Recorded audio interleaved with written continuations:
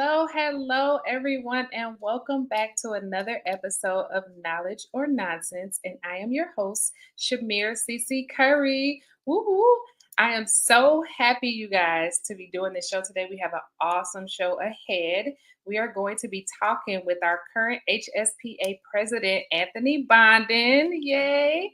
And we are going to be talking about the future ahead for sterile processing and what that looks like, whether it's technology, growth and development, HSPA, etc. So, what we're going to do right now is before we get into that, I want you guys to go ahead, hit the like button, subscribe, and we're going to give people some more time to come in and tune into the show because we love to see it. So go ahead, put your names in the chat so we can give you some shout outs. And we're going to be right back after this quick commercial with our HSPA President, Anthony Bondon.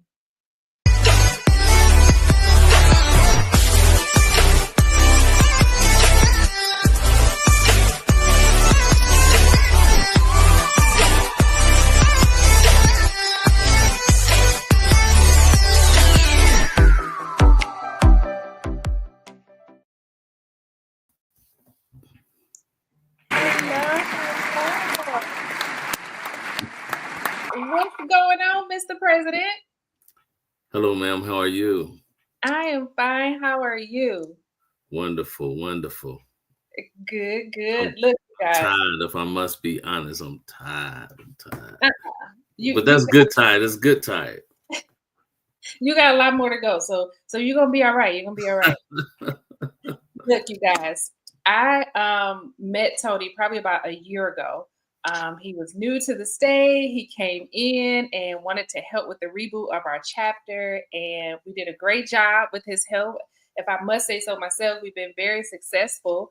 Then a few months later, I joined his team, and so he is also my boss. If you hear me calling him boss at any point during this meeting. So look, tell the truth. The truth. Look, the first time we talked, you cried on the phone. You was crying like a baby. No, okay. maybe I shouldn't tell you. Look, don't tell these people that, sir. Okay. Look, we all know you, and I know everybody. You have traveled all over, speaking at different conferences, etc. But for anybody who's tuning in and is new to sterile processing, can you give us your elevator speech?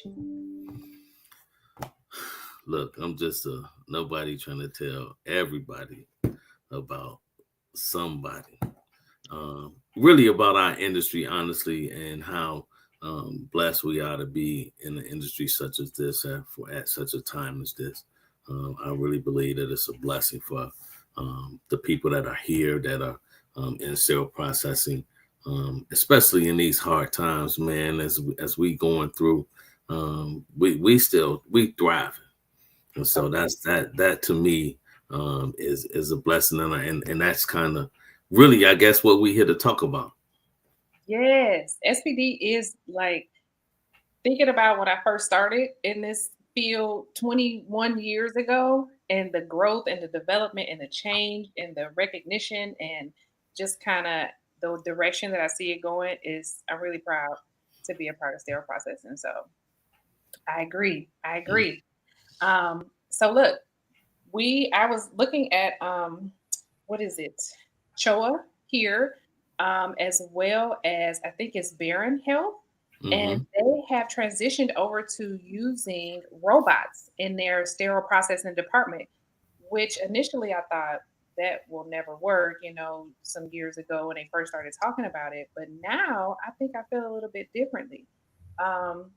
What insights do you have on just kind of the direction of sterile processing and what that may look like with technology? So honestly, as president of HSPA, actually as president-elect last year, I had the opportunity to go to the World Federation Healthcare Sterilization Science Conference, and it was in Belgium. And so that was my first experience, like kind of on the global stage with sterile processing. At the vendor expo, man, I saw a robot wrapping trays. Their AI technology was outstanding. Um, there was all kind of robotic type stuff going on that's actually in process in places like China and Europe and Australia, and so they're a little bit further advanced than we are. A lot of those things have not been cleared, like in our by the FDA, from what I understand, and then the other half of that is of course, our budget crunch experiences. Um, I was just kind of told that I said, well, why isn't this stuff, at HSPA? And they said that because, uh, quite frankly, American hospitals wouldn't spend the money that it would take to automate. But that was a couple of years ago. Since then, what we're seeing is a transition, and we are going. I believe that that's our future. The things that we're seeing now that are being,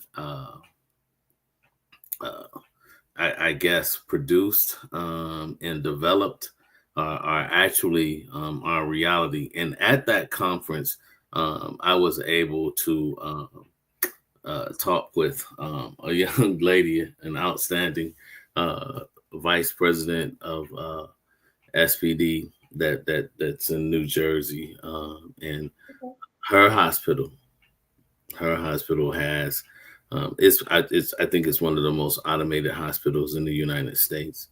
Oh wow! Who is this lady? I would like to visit. Can I visit? I'm so excited about this now. Yeah, we'll talk about it. We'll talk about it as we get into the show.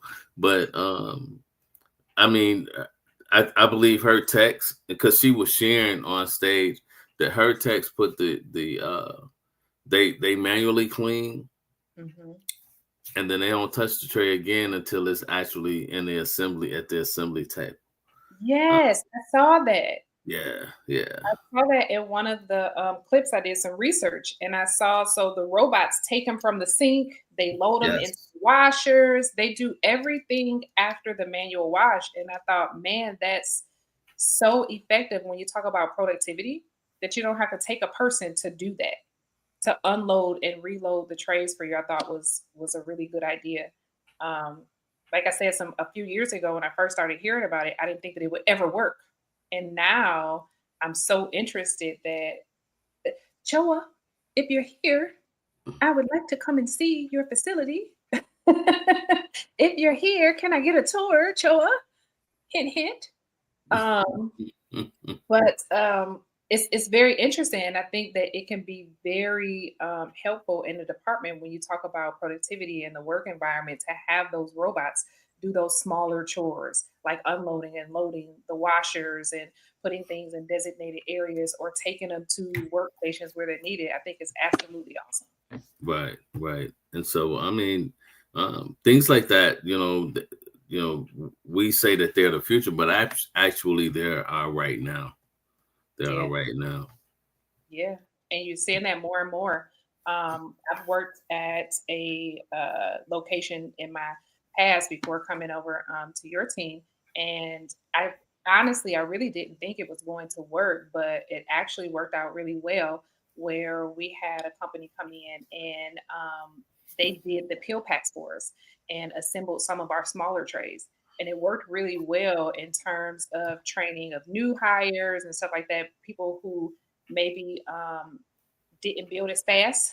And so you Mm-hmm. could train with that. Mm-hmm. And then you could also use that for some of your people who you knew were really good. Because at the end of the day, you still have to check that functionality. You still have to check for cleanliness, those kind of things. So it was really good in that aspect. And it was better than what I thought it was going to be. Um, I see we have some people. Hello, Angela. How are you? I see some of our Wellstar people tuning in. Thank you guys for your support. Hello, hello. We appreciate you. Let me look at these. I'm trying to see our comments to see who else tuned in. But what do you feel in terms of just kind of, if you were looking at it from a leadership as a director in sterile processing, For people who want to or are interested, like what kind of steps could they take to kind of try to bring that up to their leadership teams? Because it is, like you said, the right now.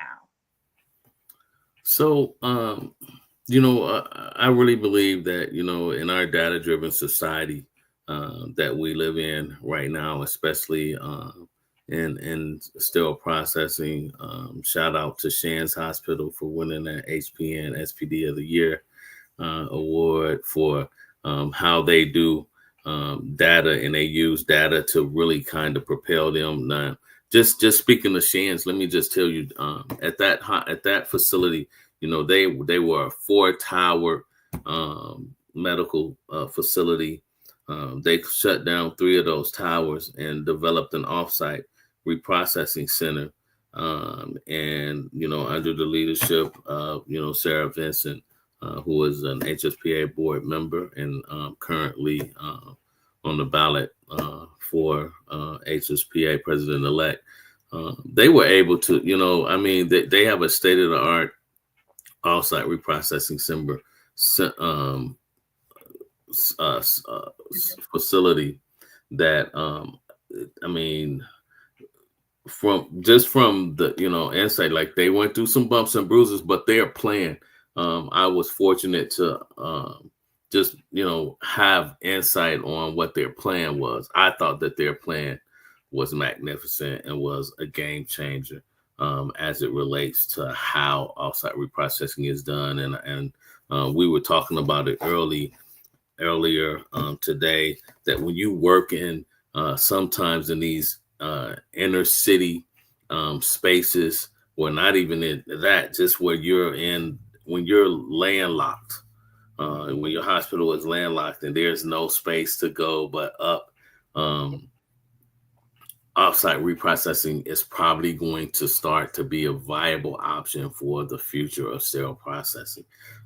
Amy is dedicating significant amount of time to developing standards for offsite reprocessing and transportation of sterile and hazardous or dirty bioburden instrumentation. So it's being looked at, it's being investigated, as standards are being developed, research is being done. So I would have to say that hey, that's also a viable option for our future. So when you talk about what do you say, or how do you bring that up, or how do you have that discussion, I would say you have to do it without the blinders on. You have to say, instead of this way, you've got to do it like this, and be open-minded to what is out there, because who knows, you might have the idea that will be the next best option for the future of sterile processing, because who would better know than the people that's actually in the trenches, frontline workers doing the work. Absolutely. On that note, we're going to go ahead and take a quick break so we can do some commercial. And then when we come back, we are going to be speaking with our HSPA President, Anthony Bondon, and we are talking the future of SPD. Do you want greater success and satisfaction in your career? Do you have ideas that you desire to contribute? Then it's time to invest in you.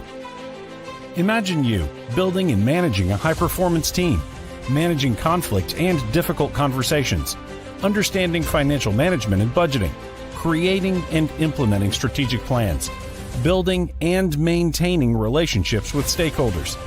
Our programs are designed and tailored for individuals seeking to grow and succeed in their leadership roles. UCDI's Change the Narrative Progressive Leadership is a mid-level leadership program designed specifically to develop the skills and knowledge necessary to take on greater leadership responsibilities in a sustainably scalable format. So, if you're tired of seeing ineffective processes, unhealthy work distribution, lack of follow-through and accountability, and you want to be an answer for yourself and for your team, then this is the program for you. Contact UCDI Leadership at info@ucdileadership.com or text LEADERSHIP to 214-717-5921. The future depends on many things, but mostly it depends on you.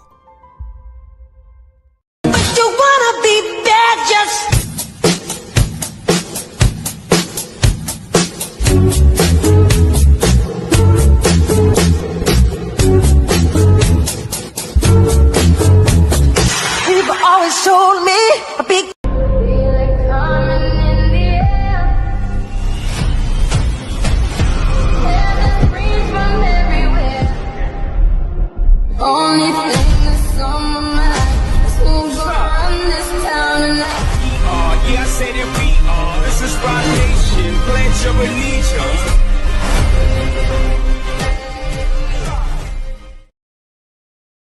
Hello, guys, and welcome back to Knowledge or Nonsense. I am your host, Chimere CeCe Curry, and I am here with our HSPA President Anthony Bondon. And if you guys are just tuning in, we are talking the future ahead in sterile processing. And so before we left, we talked about just kind of robotics working in the department and what that looks like if you're a leader trying to get the buy-in. And so our tips from that discussion was use data to help fight for those things that you want. And when you're fighting for those things, make sure that you see the bigger picture and be open minded when you're communicating to your leader if you're looking at adding robots to your facilities. One of the things that you touched on, boss, was sterile processing and off sites. And so I just kind of coming up in sterile processing, like I said, I've been doing this over 20 years now. And when I first started, that was something, again, that I could not see. And understanding that sterile processing is always a second thought and sometimes even a last thought when it comes to the building, when it comes to the planning, when it comes to the growth and development. Sometimes our hospitals grow way beyond us and they forget that we need to grow as well. And so when we talk about making sure that we can have the space that we need because of that land, do you have any tips for leaders who are maybe in this situation or maybe coming up, they know in the future they're going to be having construction, on how to communicate just getting the seat at the table so they don't get left behind as the institution grows?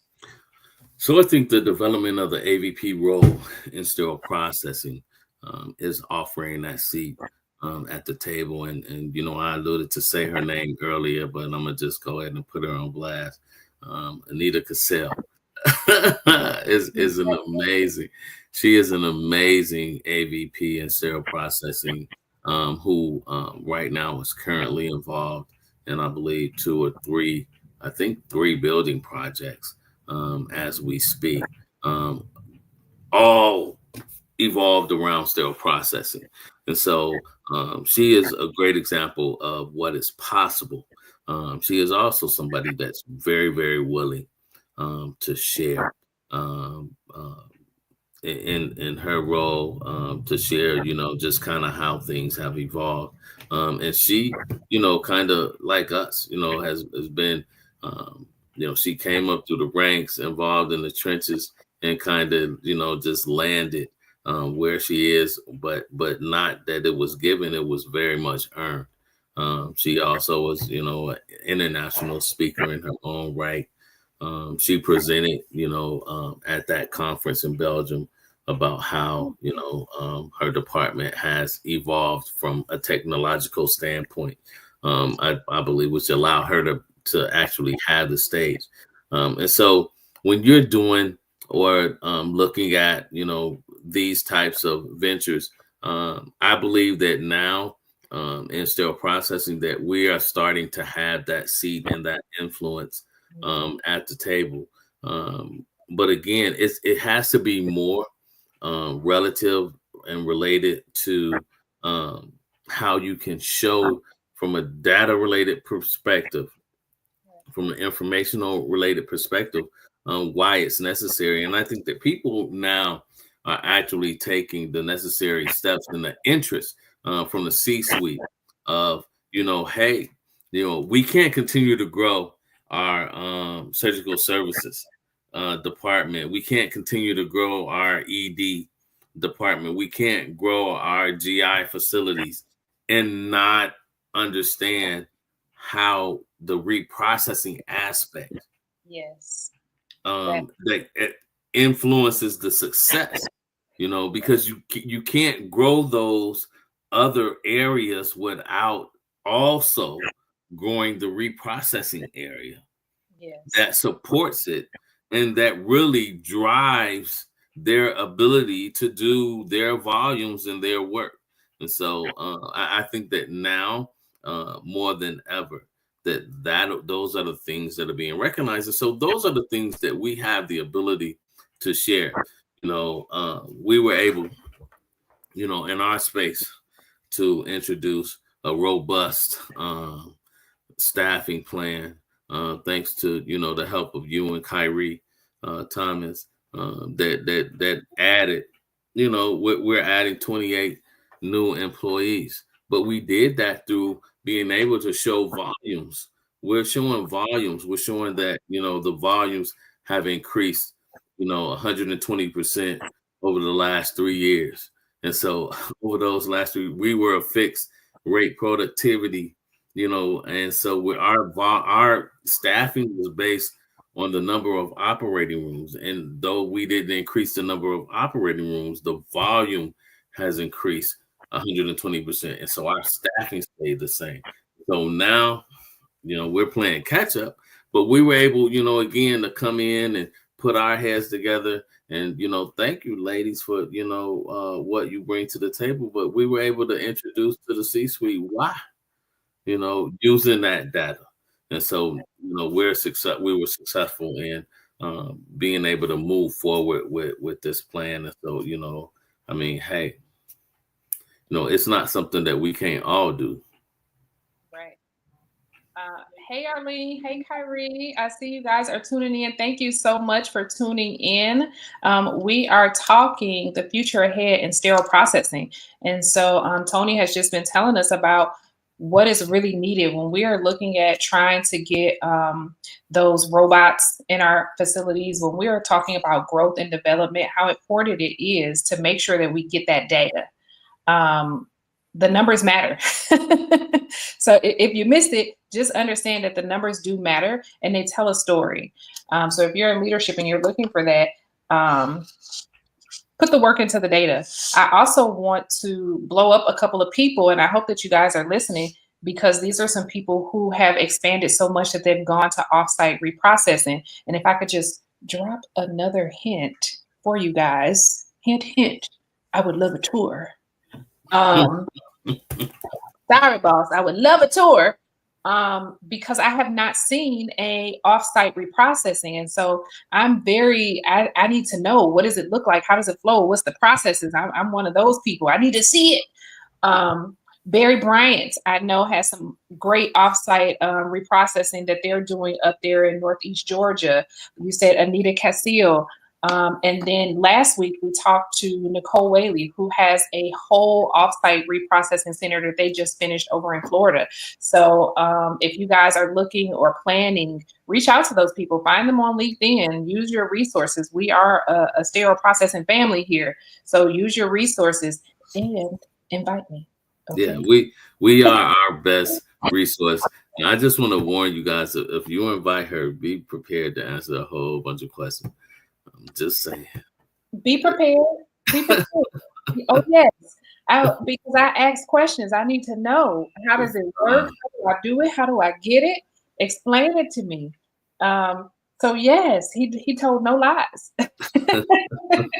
Hey, Christancia, thank you for tuning in to see us. So look, I want to talk a little bit about HSPA and just kind of what the future of HSPA is. But before we get into that, I do want to take a quick break. And when we come back, we'll talk about the future of HSPA.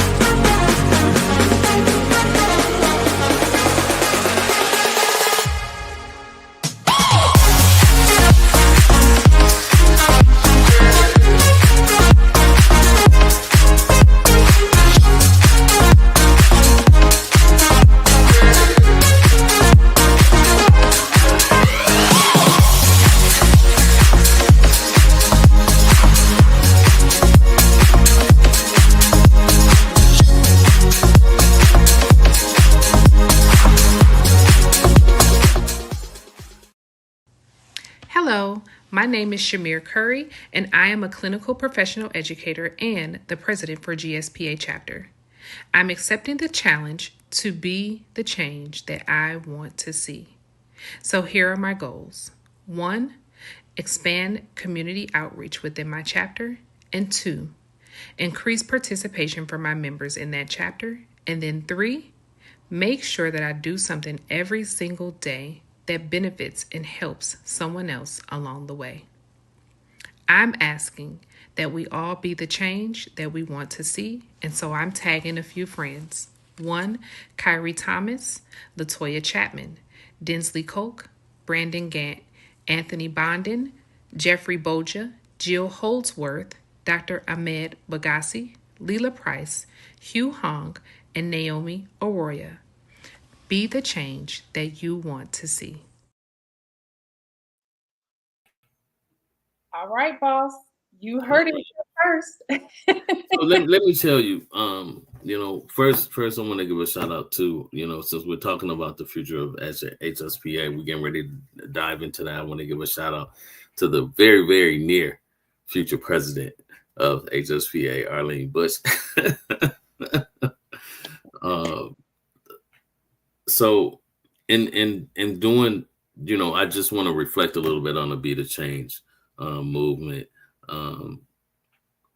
I really worked hard at and this is, I don't know if Ebo is paying attention or if he is looking, but like in my first election, I was sitting next to Ebo.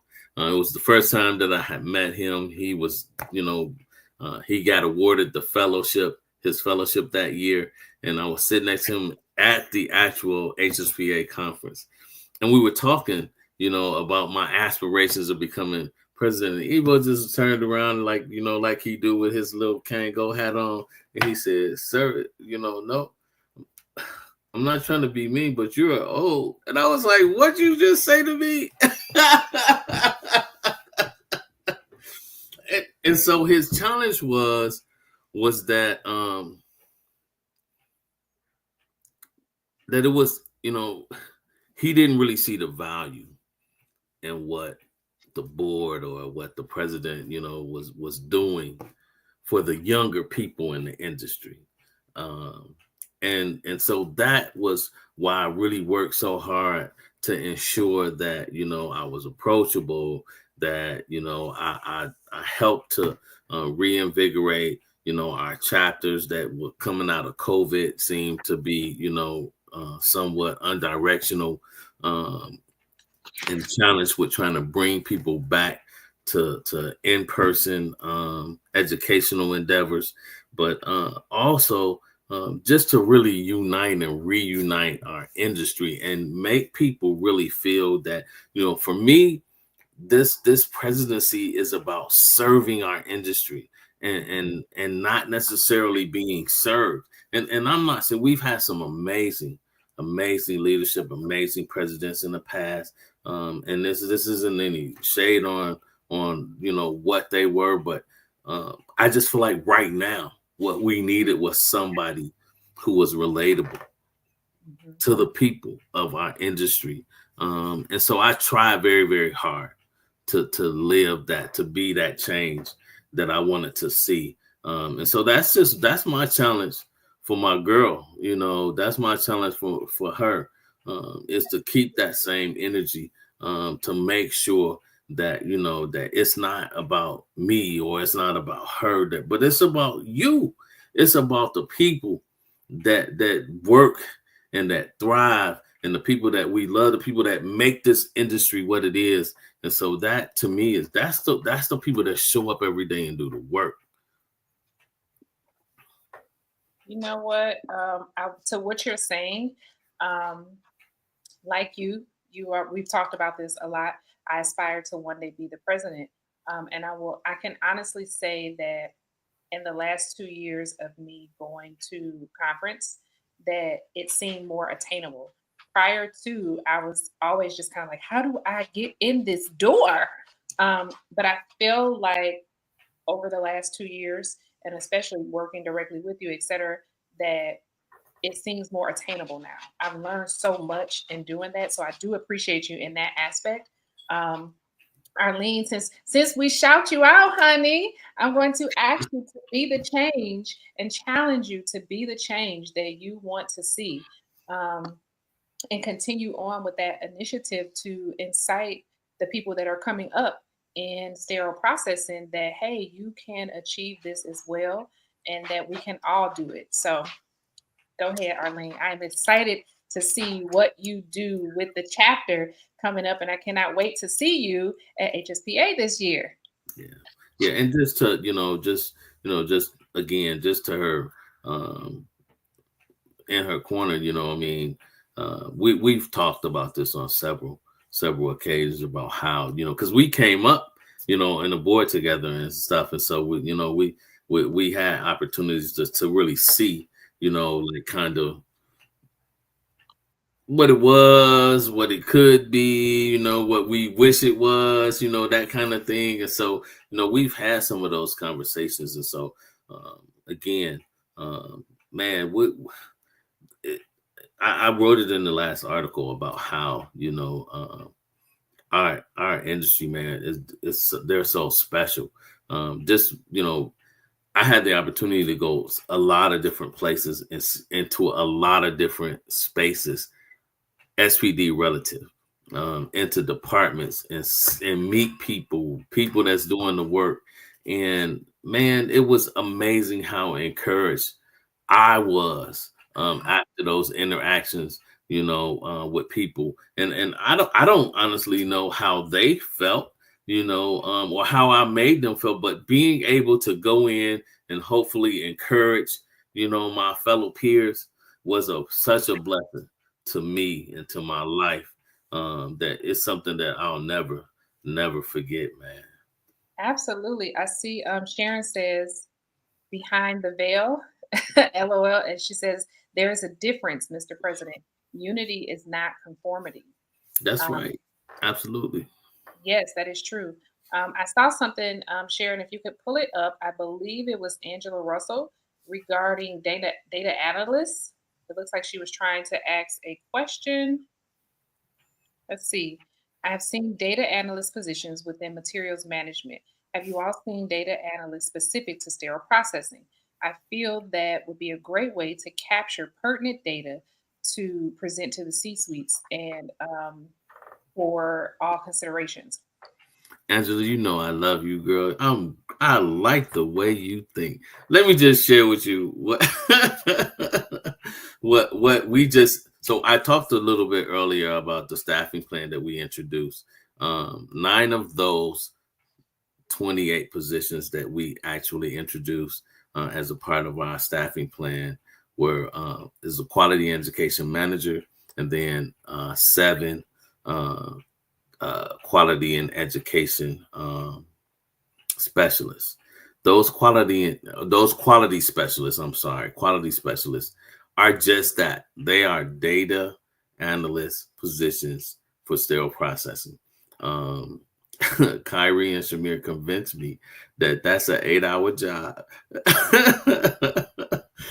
Collecting all of the data, introducing new processes, and then ensuring that those processes are hardwired, and then collecting data that allows us to tweak the processes, but also report the success of those processes, and being able to show to the C-suite and to our internal customers that these are the reasons why we do things the way that we do, and these are the results as from what we do and how we do it.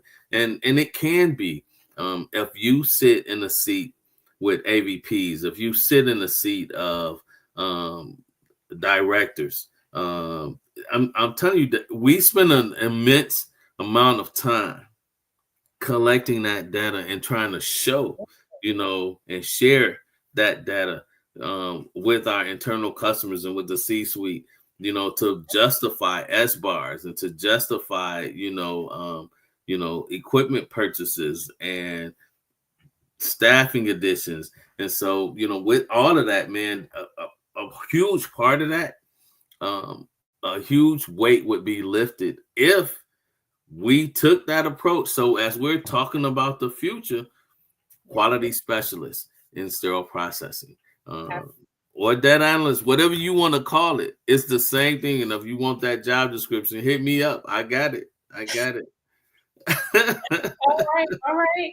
I see Sharon again said, I spoke with some people at the facilities you visited, and they were so excited because the president came to their department. Oh, this is back to the future of HSPA. It says they really were honored that you showed up. It made them feel like HSPA really cared. That's absolutely awesome. That is absolutely awesome. When we're talking about the future of SPD and as it relates to HSPA, can you kind of give us some insight on where you see that going or where it's headed? Let me just share with you.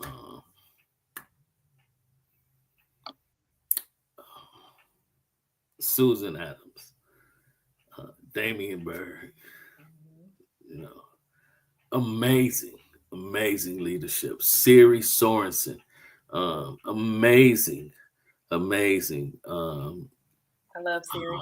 Shout out to Siri. I love everybody, but shout out. Sarah, Jermaine. Well, it's not Jermaine anymore, but I mean, the entire staff at HSPA, the work that goes on in the office behind the scenes to make things flow the way that they flow, to develop and to keep up with technology, to keep up with the advances relative to how we do our certification.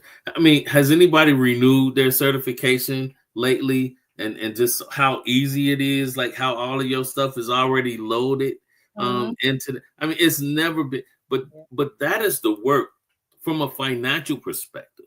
I mean, I don't know what I should or shouldn't share, but we're solid as an association based on the work and the investments that have been done behind the scenes by our amazing executive director. And then when you look at the work that Damian Berg is doing behind the scenes, how Damian is, I mean, he out there, he doing stuff to promote our industry, to be involved and make sure that HSPA has a seat at the table relative to, the changes and the developments.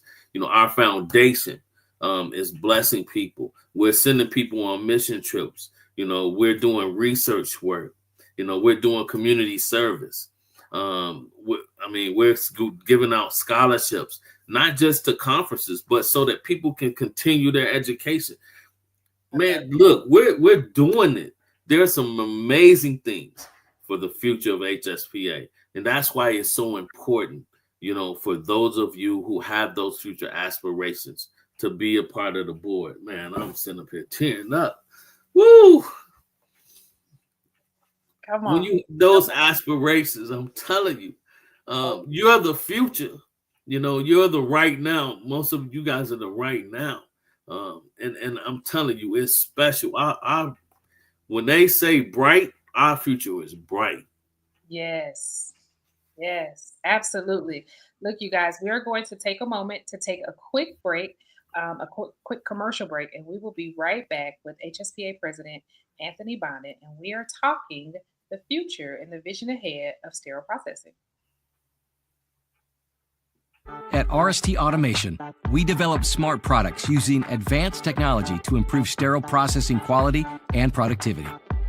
The amount of time that goes into packaging individual instruments is significant.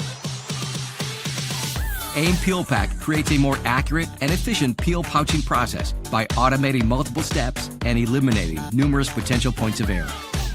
AIM Peel Pack also enables packaging consistency and staffing flexibility. It reduces technician training time and is easy to use. AIM Peel Pack assists the technician through the full packaging process by utilizing either machine vision, barcoding, or RFID to rapidly identify instruments. Once identified, AIM Peel Pack automatically creates the correct size packaging material, including double peel pouches if needed, and labeling information. With AIM Peel Pack, your department gains advanced AI machine vision technology to provide the highest level of accuracy and efficiency for packaging individual instruments in peel pouches. RST Automation's AIM Peel Pack system reduces the time needed to completely package individual instruments by 50 to 80% when compared with current manual methods. Use AIM Peel Pack at your facility today to increase efficiency, provide staffing flexibility, and improve quality. RST Automation and the AIM Peel Pack, empowering technicians with technology. Hello, you guys. Welcome back to Knowledge or Nonsense, and we are here with HSPA President Anthony Bondon, and we are talking about the future ahead in sterile processing. I do want to take a quick second or minute to just show some appreciation for our HSPA President. Before we left, we talked about the future ahead for HSPA, and that was a little emotional. I do want to say that I want to thank you for your leadership in HSPA and just understanding that a lot of people responded well to your presidency. So I want you to know that your work is not going in vain, and a lot of people see you, and I think that it is that connection and your passion for HSPA that is the reason why people connect to you so well. So thank you for that. And then I also want to take a moment to give you a shout out for developing the prayer processors. And so the prayer processors is a prayer group that Tony has set up for anyone, across the country who just needs to tune in and maybe put in a prayer request to tune in and be able to speak, etc. Can you give us some more information about that, Tony? Yeah, so we were tasked, all of the leaders at our church this year was starting out 2025 with, facilitating the prayer group. And so something new to the community, and fairly new to, my church body. I'm not new to sterile processing. And so being tasked with starting a prayer group, I solicited my family members, but I also said, hey, what a wonderful thing to be able to offer to my sterile processing family. And so I put it out there, hey, if there was anything that, you guys were concerned with, or, any kind of praise reports, prayer requests, that you can kind of tune in. It's 1 hour solid. Sometimes we're not even on for an hour. But we whatever I share, whatever God puts in my heart, relative to us and to the industry, and to life, because life be life. And and so and then we just pray. Anybody, you can pray, you can listen, you don't have to say nothing. And you can just get on, man, and hopefully, be blessed. And then, get off and get a little bit of power, to carry on, through the week. Because, in our space, man, in sterile processing, sometimes, it can be a little tough. And so, we really just need to understand that, sometimes it ain't about our strength. It's about the strength that's available to us. And so it's just up to you. So if you're interested, certainly tune in. We are taking a break this week. We'll be back in full force next week. This week only because I've had, death in the family, and I've got to travel back home to Indiana. And so outside of that, we're every Thursday at 7 p.m. Eastern time. Please tune in. We listen to a little music, we share a little bit, about, our struggles. We share a little bit about our blessings, and then, we just keep, we keep it moving. We pray for one another, and we pray for this industry on a daily basis, that God will continue to grow us and continue to bless us, continue to grow our finances. And then we just keep it moving. So, yes. Okay, so I want to put this back on screen for a little bit for anybody who needs the information. Take a picture. If we can pull this flyer back up, hopefully it is not too small for you. Even if not, you guys can always, if you email me, and I believe they're sharing my email in the chat or whatever. But if you email me, I'll definitely, I can forward you the information and the link. Yes. Sharon, can we pull that banner up for the email address if you want more information on the prayer processor group?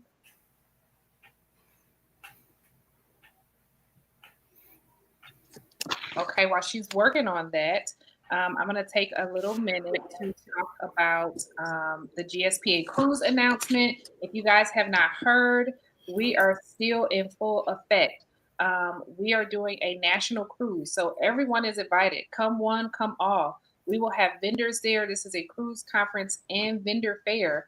Um, so if you have not already, of course, take some time to reach out to us.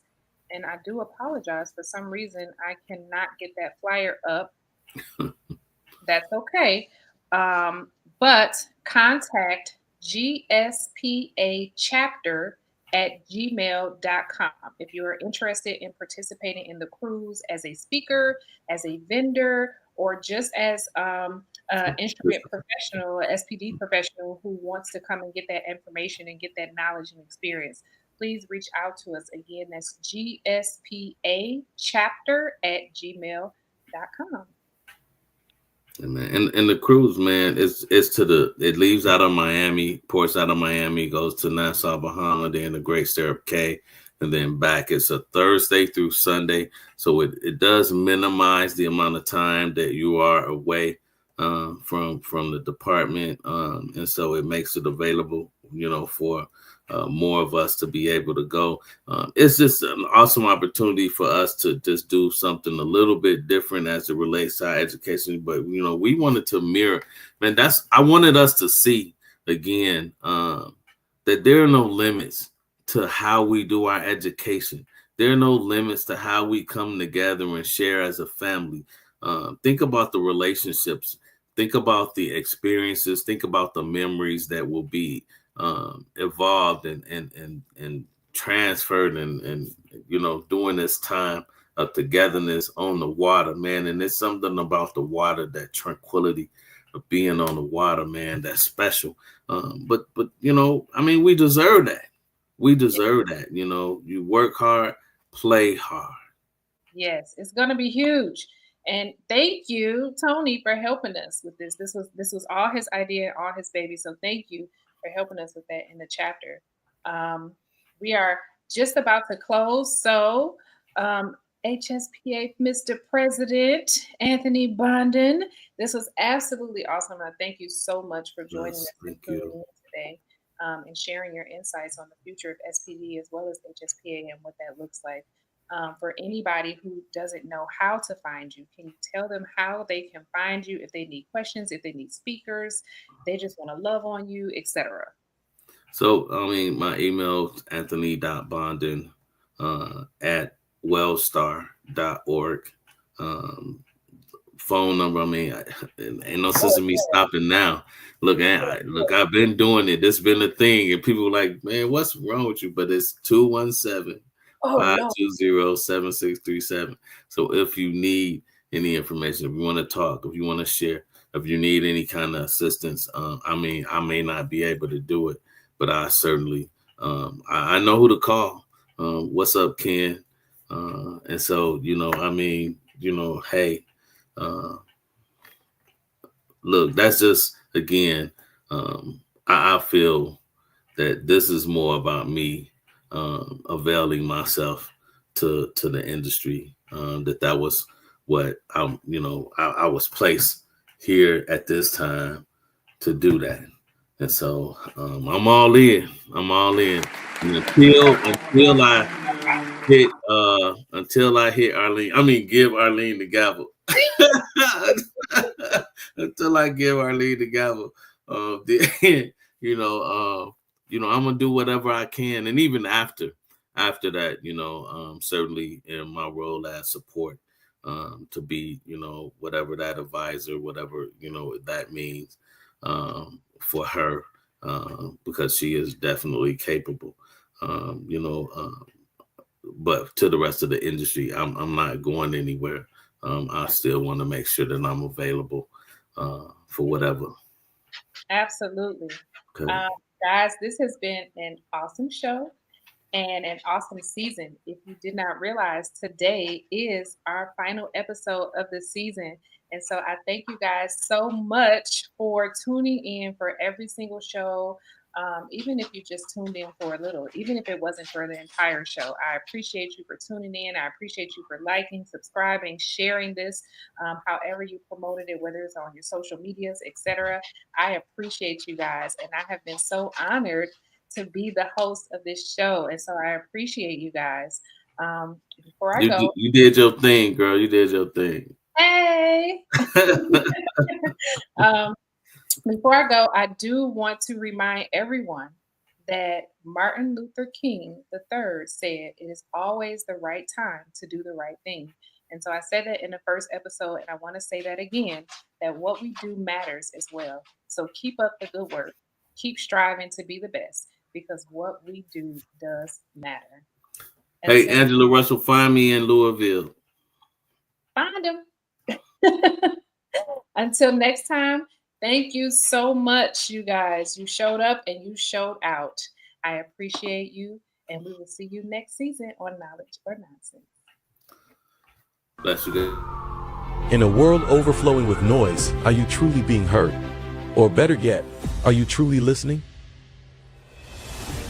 Kenneth Campbell, industry author and expert in sterilization, is back with his latest book, Learn to Listen, So Others Are Willing to Talk.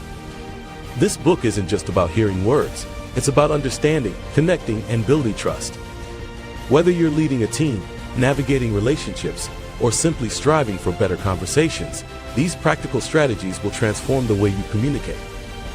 Imagine a world where every conversation leads to deeper connections, resolved conflicts, and greater influence. It's possible when you learn to listen. Are you ready to elevate your communication and create meaningful relationships? Learn to listen, so others are willing to talk.